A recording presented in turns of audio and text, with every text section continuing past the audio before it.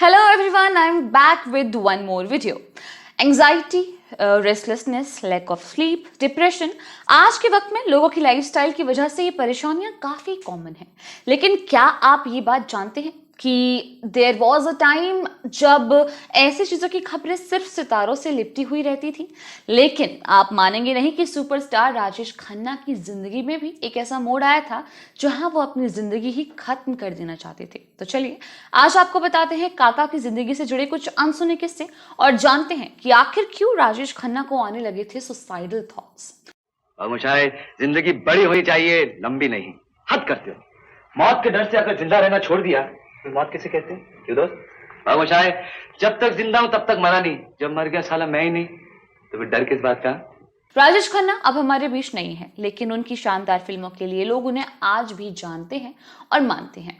कहा जाता है कि काका के लिए उनकी फीमेल फैंस में इस कदर दीवानगी थी कि वो जहां से गुजरते थे महिलाएं उस रास्ते की धूल से अपनी मांग भर लिया करती थी। लेकिन आपको जानकर हैरानी होगी कि बॉलीवुड का पहला सुपरस्टार कहे जाने वाले राजेश खन्ना के जीवन में कामयाबी के बाद एक ऐसा भी दौर आया था जब काका अपनी जिंदगी को खत्म कर देना चाहते थे।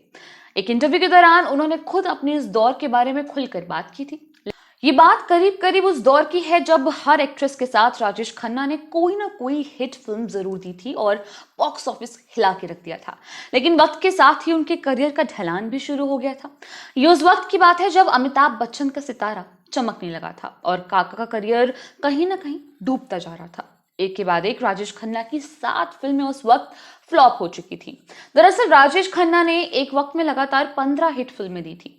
यही वजह थी कि स्टारडम का नशा उनके सर चढ़कर बोलने लगा था और वो शराब के नशे में भी डूबने लगे थे। लेट नाइट पार्टीज और शराब की वजह से उनके पारिवारिक रिश्तों में भी असर पड़ने लगा था और मैरिड लाइफ भी खतरे में आ गई थी। राजेश खन्ना ने डिम्पल कपाड़िया संग शादी की थी। रिश्तों में तनाव की वजह से डिम्पल राजेश खन्ना का घर छोड़कर अपने पिता के घर रहने लगी थी। मीडिया को दिए एक इंटरव्यू के दौरान इस बारे में बात करते हुए राजेश खन्ना ने कहा था कि अगर मैं उस वक्त अपने आप को डिम्पल के हवाले कर देता तो शायद वो सब कुछ संभाल भी लेती, लेकिन तब हर दिन मेरा आत्मविश्वास गिरता जा रहा था और मैं खुदकुशी के बारे में सोचने लगा था। बता दें कि राजेश खन्ना का 69 इयर्स की एज में लिवर इन्फेक्शन की वजह से निधन हो गया था।